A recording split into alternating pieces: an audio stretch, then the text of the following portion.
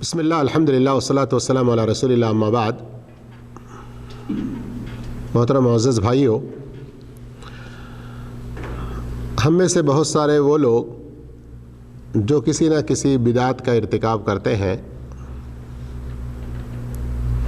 ان کا ایک دعویٰ یہ ہوتا ہے، ٹھیک ہے یہ کام اللہ کے رسول نے نہیں کیا، صحابہ نے نہیں کیا، ہم اگر کر رہے ہیں تو اس کے اندر کوئی غلط کام تو نہیں کر رہے، ہم اچھے کام تو کر رہے ہیں۔ مثال کے طور پر وہ کہتے ہیں کہ شعبان کی 15ویں رات میں جاگتے ہیں، اللہ کی عبادت کرتے ہیں، قبرستانوں کی زیارت کرتے ہیں، اور اس سال جو ہمارے بزرگ مر گئے ہیں ذرا ان کو یاد کر کے ان کی روحوں کو سکون پہنچنے کے لیے دعائیں کرتے ہیں، کرواتے ہیں۔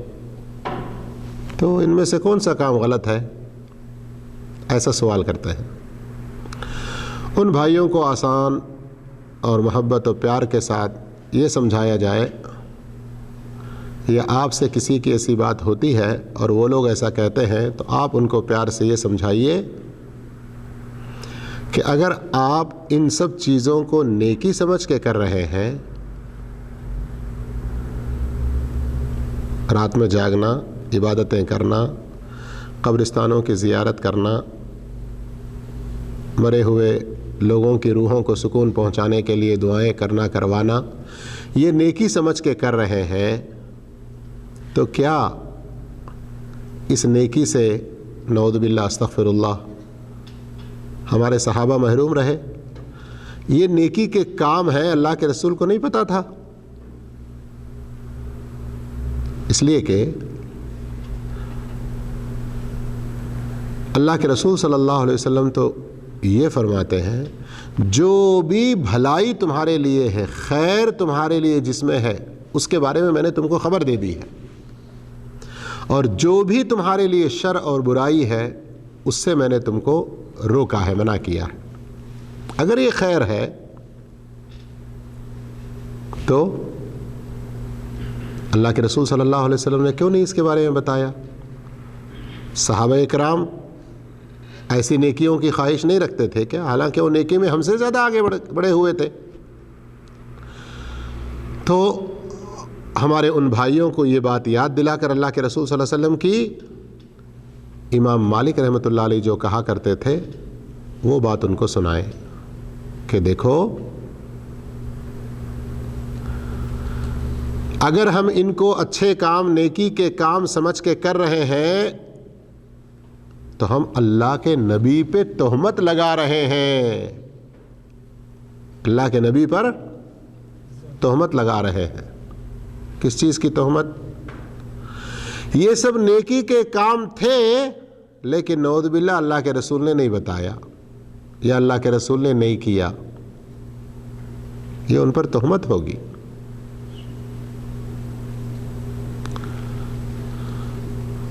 اور یہ تہمت اگر نہیں لگانا چاہتے ہم تو پھر ان کاموں سے بچ جائیے، جتنا ثابت ہے اتنا کیجئے، اسی میں ہمارے لیے خیر و بھلائی ہے۔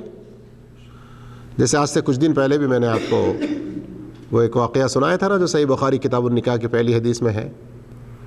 3 آدمی اللہ کے رسول صلی اللہ علیہ وسلم کے گھر پر تشریف لائے اور پوچھا اللہ کے رسول صلی اللہ علیہ وسلم کی عبادت کے بارے میں ازواج مطہرات سے۔ پھر ان تینوں میں سے ایک نے کیا کہا؟ میں رات ساری عبادت کرتا رہوں گا، نماز پڑھتا رہوں گا۔ دوسرے نے کہا میں سارے دن روزے رکھوں گا۔ تیسرے نے کہا میں شادی ہی نہیں کروں گا۔ کیوں نہیں کروں گا شادی؟ اللہ کی عبادت میں زندگی گزارنے کے لیے۔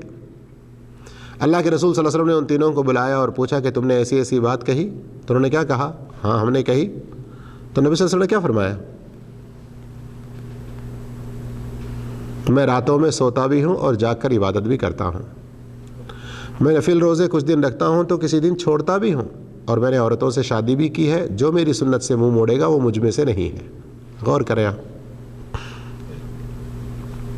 ہر کام میں ہم کو نبی کا طریقہ اپنانا چاہیے، ہر کام میں نبی صلی اللہ علیہ وسلم کا طریقہ اپنانا چاہیے، اسی میں ہمارے لیے خیر و بھلائی ہے۔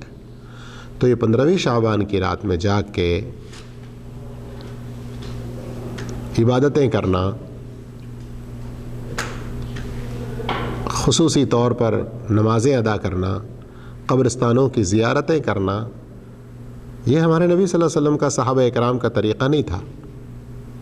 لیکن اب جب ہم دلیل سے بات کرتے ہیں نا، اور لوگوں سے کہتے ہیں کہ دیکھو اللہ نے ہمارے لیے قرآن بھیجا ہے، اللہ نے ہمارے لیے نبی کو بھیجا ہے، ہم قرآن کو پڑھیں، اس کے مطابق زندگی گزاریں، ہمارے نبی کے طریقے پر چلیں، جو کام آپ نے کیا ہے وہ کریں، جو کرنے کے لیے کہا وہ کریں، اور جو نہیں کیا ہے ان سے ہم بچ کے رہیں، دلیل سے بات، تب ہمارے یہ شب برات وغیرہ منانے والے بھائی کچھ دلیلیں لے کر آتے ہیں، کچھ دلیلیں لے کر آتے ہیں۔ کیا ہوتا ہے، عام آدمی جس کو دین کا علم نہیں ہے، دین کی بنیادی باتوں کے بارے میں پتہ نہیں ہے، وہ اس دھوکے میں پڑ جاتا ہے کہ ارے یہ بھی تو دلیل دے رہے ہیں، یہ بھی تو دلیل دے رہے ہیں۔ لیکن آپ ذرا ان کے دلیلوں کی حقیقت کو دو طرح سمجھنے کی کوشش کریں۔ جو لوگ اپنے بدعت کے کام کے بارے میں کوئی دلیل دے رہے ہیں، وہاں وہ لوگ دو طرح کی غلطیاں کرتے ہیں، یا دونوں میں سے کوئی ایک طرح کی غلطی کرتے ہیں۔ کیا غلطی؟ کوئی دلیل ایسی لاتے ہیں جو قرآن میں یا حدیث میں صحیح ہے، وہ موجود ہے دلیل، لیکن وہ دلیل اس پر فٹ نہیں ہوتی، یعنی جو مطلب وہ لیتے ہیں وہ مطلب اللہ اور اس کے رسول کا نہیں ہوتا۔ آ رہی سمجھ میں بات؟ بظاہر دلیل دیکھنے میں کیا ہے، قرآن میں ہے، وہ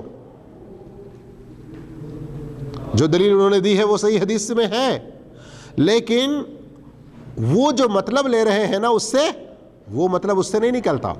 میں ابھی مثال دوں گا تو آپ کو بات سمجھ میں آئے گی، لیکن پہلے وہ دو شکلیں کیا ہیں ذرا ان کو سمجھ لیں آپ۔ پہلی شکل کیا ہے؟ دلیل ہوتی ہے صحیح میں، یعنی وہ موجود ہے، لیکن وہ بات فٹ نہیں ہوتی، وہ مفہوم نہیں نکلتا جو وہ لوگ لے رہے ہیں۔ دوسرا، ایسی دلیل پیش کریں گے جو ثابت ہی نہیں ہے۔ کیا نہیں ہے؟ یعنی وہ حدیث ہے ہی نہیں، یا پھر وہ صحیح نہیں ہے، انتہائی ضعیف موضوع، بالکل من گھڑت گھڑی ہوئی۔ پہلی شکل کی مثال، آج ہی عشاء کے بعد کے ایک درس میں ایک صاحب آئے اور باتیں کرنے لگے، درس ختم ہو گیا تو کچھ دیر تک الحمدللہ بڑے اچھے انداز میں ان سے گفتگو ہونے لگی، تو کہتے ہیں شب برات میں تو ہمارے بزرگوں کی روحیں آتی ہیں۔ میں نے کہا ایسی کوئی دلیل نہیں ہے، تو کہا نہیں، قرآن میں ہے تنزل الملائکۃ والروح۔ اب یہ تنزل الملائکۃ والروح شب برات کے بارے میں نہیں ہے، کس کے بارے میں ہے؟ لیلۃ القدر جو رمضان میں ہے، اس پر ہم نے ابھی ڈسکس نہیں کیا۔ ہم نے کہا پہلے یہاں جو لفظ روح ہے، کیا مطلب اس کا؟ بزرگوں کی روح ہے، آپ کیسا یہ مطلب لے رہے ہیں؟ نہیں، کچھ لوگوں نے کہا میرے بھائی قرآن کس پر نازل ہوا؟ محمد صلی اللہ علیہ وسلم پر نازل ہوا۔ اس آیت میں جو لفظ روح آیا ہے، اس سے مراد بزرگوں کی روحیں کیا اللہ کے نبی نے بتلایا؟ کوئی ایسی صحیح حدیث ہے؟ نہیں ہے۔ پھر کیا ہے اس کا مطلب؟ اس کا مطلب ہے یہاں روح سے مراد جبریل امین ہے، جیسے اللہ نے سورہ شعراء میں فرمایا نزل بہ الروح الامین، اور سورہ معارج میں فرمایا تعرج الملائکۃ والروح۔ تو روح سے مراد مرے ہوئے لوگوں کی روحیں نہیں ہیں، بلکہ کون ہے؟ جبریل علیہ السلام ہے۔ تو پھر بات آتی ہے جب فرشتے اللہ نے کہا تو پھر جبریل کا کیوں ذکر آ گیا روح کے لفظ سے؟ فرشتے تو جبریل فرشتے ہیں ہی نا. تو کہا یہ اللہ کی مرضی ہے. اللہ تعالیٰ بعض دفعہ کچھ عمومی طور پر ذکر کرنے کے بعد خصوصی طور پر بھی، جیسے سورہ بقرہ میں ہم پیچھے پڑھ چکے ہیں اس تفسیر میں، من کان عدوا للہ وملائکتہ ورسلہ وجبریل ومیکال فإن اللہ عدو للکافرین. اس آیت کے اندر اللہ رب العالمین نے جو فرشتوں کے ساتھ دشمنی رکھے گا، فرشتے کہنے کے بعد پھر کیا کیا؟ جبریل اور میکائیل کا خصوصی طور پر ذکر کیا. کیوں؟ اللہ رب العالمین ان کی شان بیان کرنا چاہتا ہے. ویسے ہی لیلۃ القدر کے بارے میں اللہ رب العالمین نے روح الامین کا ذکر فرمایا ہے. وہاں روح سے مراد کیا ہے؟ روح سے مراد کیا ہے؟ جبریل ہے. تو آپ کو سمجھ میں آئی بات کہ یہ لوگ کبھی دلیل دیتے ہیں، اب قرآن کی آیت ہے یہ، لیکن مطلب وہ نہیں ہے جو وہ بیان کر رہے ہیں. سمجھ میں آئی نا بات؟ اب ایسے ہی دوسری بہت ساری مثالیں ہیں. میلاد النبی مناتے ہیں، سورہ یونس کی آیت سے دلیل دیتے ہیں. اللہ سورہ یونس میں فرما رہا ہے قل بفضل اللہ وبرحمتہ، کہہ دیجئے آپ کہ اللہ کے فضل اور اس کی رحمت سے فلیفرحوا، انہیں خوش ہو جانا چاہیے، خوش ہو جانا چاہیے.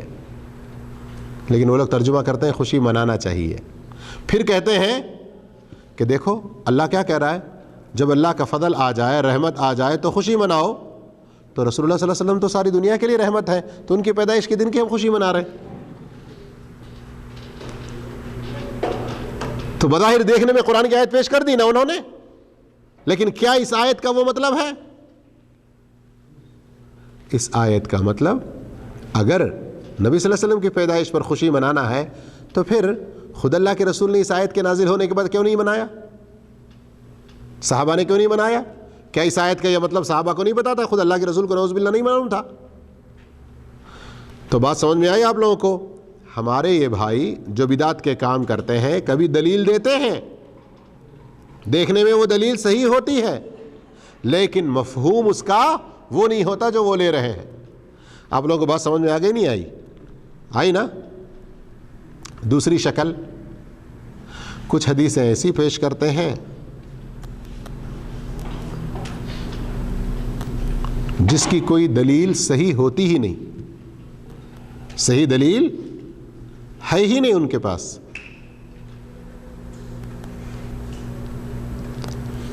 اس کی مثال، شعبان کی جب 15ویں رات آ جائے تو اس کی رات میں جاگو اور اس کے دن میں روزے رکھو. اس کی رات میں جاگو اور نمازیں پڑھو اور اس کے دن میں روزے رکھو. یہ ابن ماجہ کی حدیثیں کر کے پیش کرتے ہیں، لیکن یہ سراسر ضعیف ہے، قابل قبول ہے ہی نہیں. اب عوام کو کیا گمراہ کرتے ہیں؟ یہ دیکھو جی، یہ لوگ اپنی مرضی سے اپنی منمانی کسی حدیث کو صحیح کسی حدیث کو ضعیف کہہ دیتے ہیں. بلکہ ہمارے پاس ایک صاحب تو کہنے لگے یہ دیکھو اپنی مرضی سے کسی حدیث کو جوان کسی حدیث کو بڈھی کمزور کر دیتے ہیں یہ لوگ. ہمارے پاس ضعیف کا ایک معنی کیا استعمال ہوتا ہے؟ یہ بڑے ضعیف ہو گئے ہیں، یہ بڑے ضعیف ہیں. اگر ہم کہیں کسی سفید داڑھی والے اور بہت کمزور چلنے والے بزرگ آدمی کو، کیا مطلب ہوتا ہے؟ یہ بہت بوڑھے ہو گئے ہیں، کمزور ہو گئے ہیں، ناتواں ہو گئے ہیں. تو یہ لوگ کہتے ہیں کہ دیکھو جی حدیثوں کو یہ لوگ بڑی کمزور اور بوڑھی کر دیتے ہیں. ہم نے نہیں کیا اور ہمارے اختیار میں نہیں ہے یہ چیز. خود اللہ کے رسول صلی اللہ علیہ وسلم نے فرمایا تھا، جیسا کہ صحیح بخاری کی حدیث ہے، جو جان بوجھ کر مجھ پر جھوٹ باندھے وہ اپنا ٹھکانہ جہنم بنا لے. من کذب علی متعمدا فلیتبوأ مقعدہ من النار. کیوں آپ صلی اللہ علیہ وسلم نے ایسے کہا؟ کچھ ایسے لوگ آئیں گے جو آپ صلی اللہ علیہ وسلم پر بہتان ترازی کریں گے، اپنی طرف سے حدیث گڑھیں گے اور کہیں گے کہ اللہ کے رسول نے کہہ دیا. ایسی کئی سینکڑوں حدیثیں ہیں. اور امام بخاری، امام نسائی، ابن حبان اور کئی بڑے بڑے ائمہ نے اس سلسلے میں کتابیں لکھی ہیں. ضعیف حدیثوں کو الگ سے جمع کیا تاکہ لوگوں کو پتہ چلے کہ اس سے دھوکہ نہ کھائیں. مثال کے طور پر ایک آدمی کا کدو کا کاروبار نہیں چل رہا تھا. اب ایک صحیح حدیث میں تو ہے نا کہ اللہ کے رسول صلی اللہ علیہ وسلم کو کدو بڑا پسند تھا, یہ صحیح حدیث سے ثابت ہے. اس صحیح حدیث سے بھی اس کا کاروبار نہیں چلا, تو اس نے کیا گھڑ دیا, ایک من اکل الدب دخل الجنہ, جو کدو کھایا وہ جنت میں داخل ہوگا. اب یہ عربی عبارت ہے, حدیث کے نام سے کچھ دنوں تک لوگوں میں پھیلی, لیکن جو حدیث کے ماہرین ہیں, محققین ہیں, اسی لیے حدیث میں کیا چیز دیکھی جاتی کہ ہمارے نبی کریم محمد مصطفیٰ صلی اللہ علیہ وسلم کو اس دنیا سے گزرے ہوئے 1429 سال ہو گئے. اتنے لمبے عرصے میں آج بھی ہمارے پاس قرآن اور اللہ کے رسول کی حدیثیں موجود ہیں. تو مثال کے طور پر صحیح بخاری ہے, تو صحیح بخاری میں نے اپنے استاد مولانا عبد الغنی سیفی عمری حفظہ اللہ سے پڑھی, انہوں نے ان کے استاد مولانا صبغت اللہ عمری سے پڑھی. اس طرح پورا سلسلہ سند ہے, سلسلہ. تو اسی طرح قرآن کی بھی سند موجود ہے مکمل. تو میرے بھائیوں, بتانے کا مقصد یہ ہے کہ اب جو حدیثیں بیچ میں گھڑنے والے یہ لوگ کوئی سند پیش نہیں کر سکتے, پتہ چل جاتا ہے. لیکن کیسے؟ آپ میرے پاس دو چیز لے کر آئیں, یا کہیے کہ دو بینگلز, کیا کہتے ہیں اس کو, چوڑی جو خواتین پہنتی ہیں, کڑے, اور کہیں مولوی صاحب ذرا ان کو دیکھیے تو اس میں سے یہ پکی بات ہے کہ ایک سونا ہے اوریجنل اور دوسرا نقلی ہے. آپ پہچانیے تو میں پہچانوں گا میں, ہاں میں سنار ہوں کیا؟ اس کا فن میرے پاس ہے, ہاں کون پہچانے گا؟ سنار پہچانے گا. آپ جوال مجھے دیں گے, کہیں گے کہ ذرا دیکھیے نا یہ اوریجنل فن لینڈ کا ہے, تھائی لینڈ کا ہے, تو میں کہوں گا ارے ہمارے پاس عبدالصمد ہیں, یہ جوال کی دکان میں کام کرتے ہیں, ان کو تجربہ ہے. بعض دفعہ آپ لوگوں نے بھی دیکھا ہوگا کہ آپ اپنا کھول کے دیکھتے ہیں, اس میں فن لینڈ لکھا ہوتا ہے, لے جا کے جوال کے پاس والے کے پاس کبھی دیکھتے ہیں, وہ ادھر ادھر کر کے ایسے ایسا کر کے, ارے نہیں بھائی یہ تو چائنا کا بنا ہوا ہے, وہ اوپر الگ سے صرف ڈپلیکیٹ اسٹکر لگا ہوا تھا فن لینڈ کا. ایسے کبھی تجربے ہوئے نہیں ہوئے؟ اسی طرح سے حدیث ایک فن ہے, اس کے ماہرین محققین موجود ہیں, وہ اس کا فیصلہ کرنے والے ہیں, میں اور آپ نہیں. تو میں یہ اس طرف کی تفصیل میں تھوڑا سا کیوں گیا, اس کا کچھ بنیادی علم آپ کو بھی ہونا چاہیے کہ اس کے جو ماہرین ہیں ان سے ہم اس علم کو حاصل کریں گے اور اس کا فیصلہ کریں گے. تو اصل بات ہماری یہ چل رہی تھی کہ ہمارے وہ جو بھائی جو بدعات کرتے ہیں, چاہے شب برات کے نام پر, شب معراج کے نام پر, یا میلاد النبی کے نام پر, یا پھر ان میں اور دوسرے بہت سارے بدعات کے کام, وہ لوگ دلیل جو دیتے ہیں وہ اس کی دو شکلیں ہوتی ہیں. ایک شکل کیا ہے؟ صحیح ہوتی ہے, وہ قرآن میں موجود ہے یا صحیح حدیث میں ہے, لیکن مطلب وہ نہیں ہے جو وہ لے رہے ہیں, اس کی مثال دے چکا ہوں نا.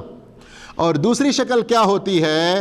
ایسی دلیل دیتے ہیں جو کہ دلیل ہو ہی نہیں سکتی, کسی حدیث کی صحیح کتاب میں موجود ہی نہیں ہے, قرآن میں وہ آیت ہے ہی نہیں.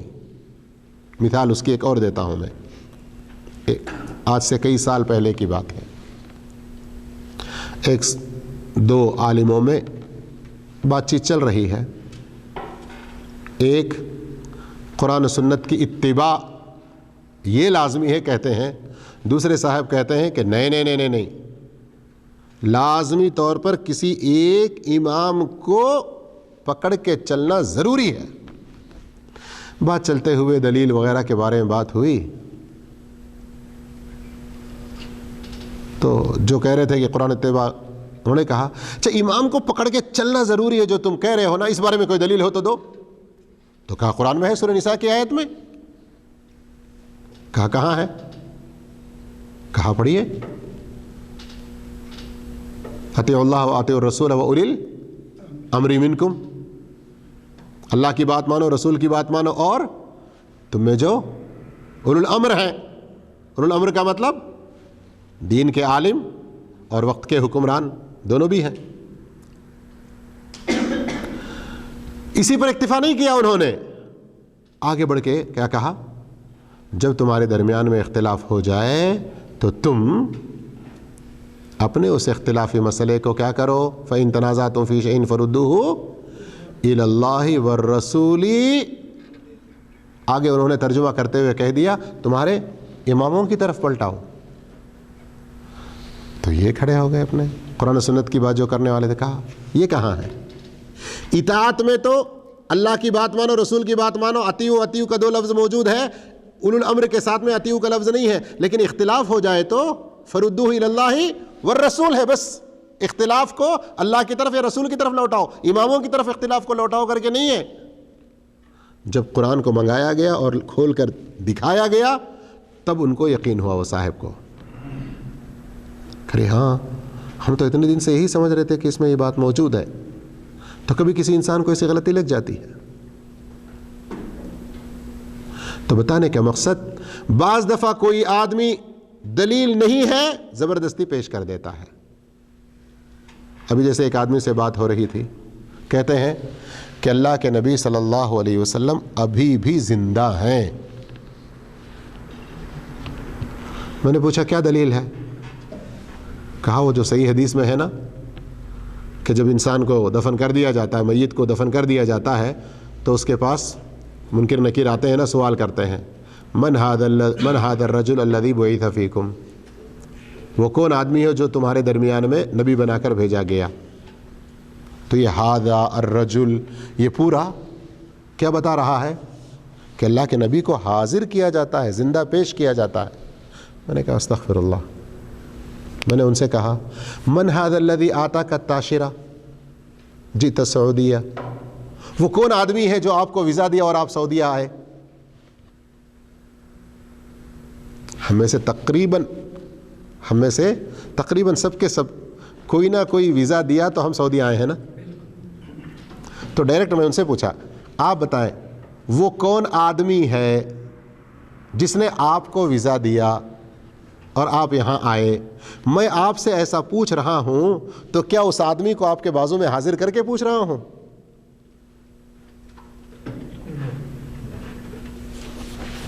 تو اس طرح سے لوگ جو ہے نا بعض دفعہ کسی آیت کا مطلب غلط پیش کر دیتے ہیں یا کوئی ایسی بات لے آتے ہیں جس کا ذکر قرآن و حدیث میں ہوتا ہی نہیں ہے.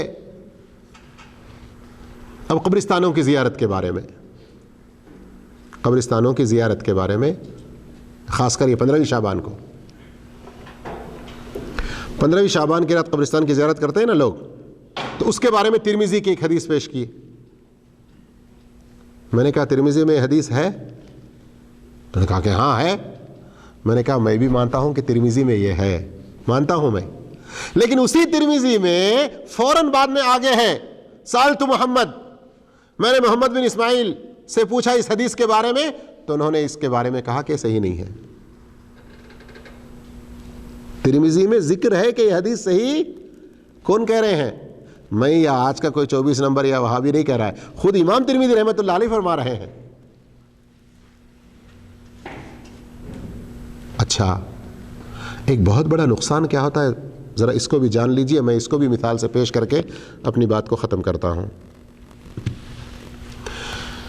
جب بدعتوں کو لینے لگتے ہیں نا اور ان کی خرابی کو نہیں سمجھتے تو اس طرح قرآنی آیتوں کا مطلب غلط، صحیح حدیثوں کا غلط مطلب غلط پیش کرتے ہیں، یا اپنی بات کو ثابت کرنے کے لیے بالکل ایسی چیز لاتے ہیں جو کوئی حدیث میں ہے ہی نہیں صحیح طور پر.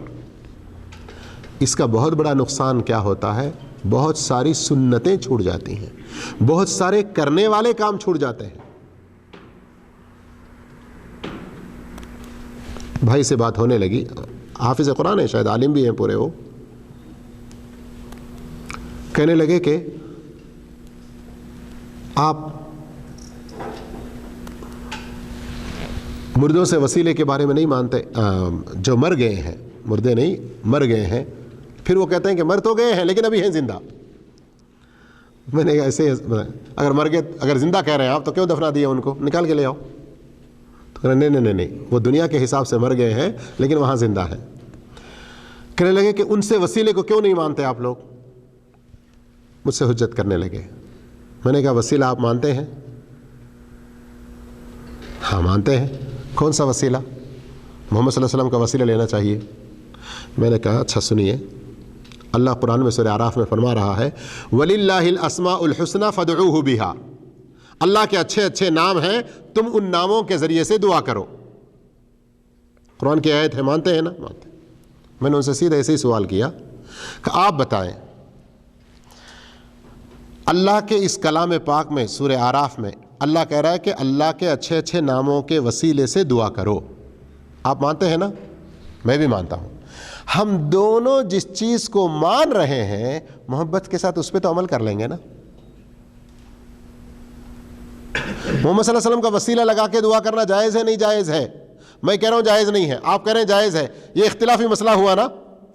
اختلافی مسئلہ بعد میں دیکھیں گے، پہلے وہ جس پر متحد ہے اس پر تو عمل کر لیں گے. وسیلہ چاہیے اپنے کو، ہے نا ایک تو. سمجھ رہے بات کو آپ؟ آج ہماری یہ حالت ہے، جو دو نوالے کھانے موجود ہیں اس کو محبت کے ساتھ بیٹھ کے مل جل کے کھائیں گے، اس کی فکر نہیں ہے. تو نہیں جاتا کام پہ، تو نہیں جاتا، تو نہیں جاتا، تو نہیں جاتا، دو بھائی آپس میں لڑ کے مر رہے ہیں. ارے جو ہے شکر کے ساتھ میں، صبر کے ساتھ میں، محبت کے ساتھ میں مل کے تو ذرا اس کو. تو جو ثابت ہے، میں نے کہا کہ شرعی طور پر ثابت وسیلے قرآن و حدیث کی روشنی میں 3 ہیں. اللہ کے اچھے ناموں کا وسیلہ، ایمان اور نیک عمل کا وسیلہ، زندہ موجود قریب نیک آدمی کا وسیلہ.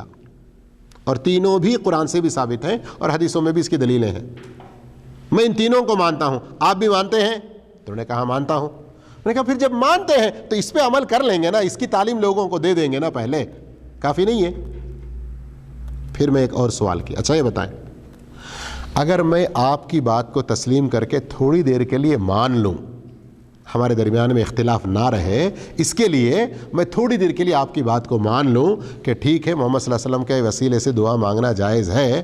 میرا ایک سوال، اللہ کے ناموں کا وسیلہ اور ادھر محمد صلی اللہ علیہ وسلم کا وسیلہ، دونوں میں زیادہ افضل کون سا ہے؟ آپ بتائیے. میں نے ان سے پوچھا، ایک طرف اللہ کے ناموں کا وسیلہ، تھوڑی دیر کے لیے اگر میں آپ کے ساتھ اتفاق کر لوں محمد صلی اللہ علیہ وسلم کا وسیلہ، دونوں میں افضل کون سا؟ تو انہوں نے خود کہا اللہ کا. تو میں نے کہا اس سے میں اتفاق نہیں کر رہا ہوں ابھی، آپ خود کہہ رہے ہیں کہ یہ افضل ہے، تو اس پر ہم دونوں اتفاق کر رہے ہیں تو اس پر تو عمل کر لیں گے نا، کیوں بلا وجہ ہم اختلاف کریں؟ آج امت کی لڑائی کیا ہے سمجھ میں آ گیا آپ لوگوں کو؟ ہم جو فرقوں میں، ٹکڑوں میں، ٹولیوں میں بٹے ہوئے لڑ رہے ہیں نا، سمجھ میں آ رہی بات؟ یہ ہے ہماری لڑائی کے اصل جو کرنے کے کام ہے. محبت سے سنتوں پہ ذرا عمل تو کر لیں گے نا. ہم اختلاف کرتے ہیں، سلام پھیرنے کے بعد امام اجتماعی طور پر دعا کرنا ثابت ہے نہیں ہے؟ اس اختلاف کی بنیاد پر مسجدیں الگ ہو گئیں کئی جگہوں پر، ہے نا. ایک کیمپ میں وہاں پر امامت کر رہے ہیں ایک صاحب، اپنے ہی ملک کے ہیں. وہ نماز سلام پھیرتے ہی فوراً دعا کرنا شروع کر دیتے ہیں. تو جب ہم گئے وہاں پر، درس شروع ہوا، بات آئی، تو میں نے کہا، کسی نے پوچھا مول صاحب بتائیے کہ یہ ثابت ہے نہیں ہے؟ میں نے کہا اگر میں کہوں کہ ہاں یہ ثابت ہے، کچھ لوگ خوش ہوتے ہیں، کچھ لوگ ناراض ہوں گے، ہے نا. اگر میں کہوں کہ یہ ثابت نہیں ہے، بدعت ہے، تو کچھ لوگ خوش ہوں گے، کچھ لوگ ناراض ہوں گے. اچھا یہ بتائیں آیت الکرسی کتنے لوگ پڑھتے ہیں 5 نمازوں کے بعد؟ 33 مرتبہ سبحان اللہ، 33 مرتبہ الحمدللہ، 33 مرتبہ اللہ اکبر اور 1 مرتبہ لا الہ الا اللہ وحدہ لا شریک لہ آخر تک. کتنے لوگ اس کی پابندی کرتے ہیں؟ سلام پھیرتے ہی 3 بار استغفر اللہ اللہم انت السلام و منک السلام تبارک یا ذا الجلال والاکرام اللہم انی علی ذکرک و شکرک و حسن عبادتک لا الہ الا اللہ وحدہ لا شریک لہ لہ الملک و لہ الحمد و علی کل شیء قدیر لا الہ الا اللہ ولا نعبد الا ایاہ لہ النعمۃ و لہ الفضل و لہ الثناء الحسن لا الہ الا اللہ مخلصین لہ الدین ولو کرہ الکافرون۔ فرض نماز کے بعد اللہ کے رسول صلی اللہ علیہ وسلم پابندی سے یہ دعا کرتے تھے، صحیح مسلم کی حدیث سے ثابت ہے، یہ چیز ثابت ہے اور یہ صحیح ہے، سب مانتے ہیں، اس میں کسی کا اختلاف نہیں ہے۔ میں نے پوچھا جو چیز اللہ کے رسول سے ثابت ہے اور سب مانتے ہیں، ہم لوگ کتنے لوگ عمل کر رہے ہیں اس پر؟ پہلے اس پر عمل کریں، روزانہ اس پر عمل شروع کر دیں، تھوڑی دیر کے لیے اس کو بازو میں رکھیں، بعد میں اس پر غور کریں گے ہم لوگ۔ اختلافی مسائل کو لے کے اتنی لڑائیاں، اور جو چیز اللہ کے نبی سے بلا اختلاف ثابت ہے اس پر عمل ہمارا نہیں۔ قبروں پہ جانا چاہیے نہیں جانا چاہیے؟ کس لیے؟ نہیں، بزرگوں کا وسیلہ لگا کے۔ اچھا، مسجد جانا ضروری ہے نہیں ہے؟ تو پہلے اس میں کوئی اختلاف ہے؟ 5 ٹائم نماز مسجد میں تو جائیے، پہلے حاضری دیجیے اور اللہ سے وہاں جھک کر دعا تو کیجیے، بعد میں پھر قبروں پہ جانا ہے نہیں ہے اس کا اختلاف ہے تو وہ بعد میں سوچیں گے۔ تو یہ بدعتوں میں پڑنے کا ایک بڑا نقصان کیا ہوا؟ ہماری سنتوں سے ہم کو شیطان نے دور کر دیا، اس اختلاف نے دور کر دیا، اور آپس میں ہم لڑ بھڑ کے مر رہے ہیں۔ میں امید کرتا ہوں کہ آپ لوگ بدعتوں کی حقیقت کو، اس کی خرابی کو پہچان گئے ہوں گے۔ پہچانے انشاءاللہ؟ کافی ہے نا پھر اتنا ہی؟ پہچان گئے نا؟ تو پہچان گئے تو چھوڑ دیں گے نا؟ کیا کریں گے؟ جالیات میں جانا صحیح ہے نہیں ہے، یہ لڑائی کریں گے؟ نہیں انہیں مرغی کے لیے جا رہا، نہیں انہیں اس لیے جا رہا، اس طرح سے اختلاف میں پڑیں گے۔ ارے بھائی، اللہ کے دین کی بات سیکھنے کے لیے تو پہلے آئے۔ شاید پچھلی بار یا اس سے پہلے بار میں بتایا تھا نا کہ ایک آدمی نے ایسے ہی کہا، تو کہا آؤ بغیر کھائے ہوئے چلے جاؤ، دین کا اگر شوق ہے، علم سے محبت ہے تو اختلاف کو حتی الامکان ختم کرو۔ جو چیز ثابت ہے، جو نیکی ہے، جو کرنے کا ہے، اس کے بارے میں توجہ دو، تو انشاءاللہ اختلاف۔ اللہ رب العالمین ہم سب کو نیک توفیق عطا فرمائے، سنتوں کی اتباع کی توفیق دے، بدعتوں سے اللہ ہم سب کو بچا کے رکھے۔ امید کرتا ہوں کہ انشاءاللہ یہ باتیں ہمارے لیے فائدہ مند ہوں گی۔ جزاکم اللہ خیر، والسلام علیکم ورحمۃ اللہ وبرکاتہ۔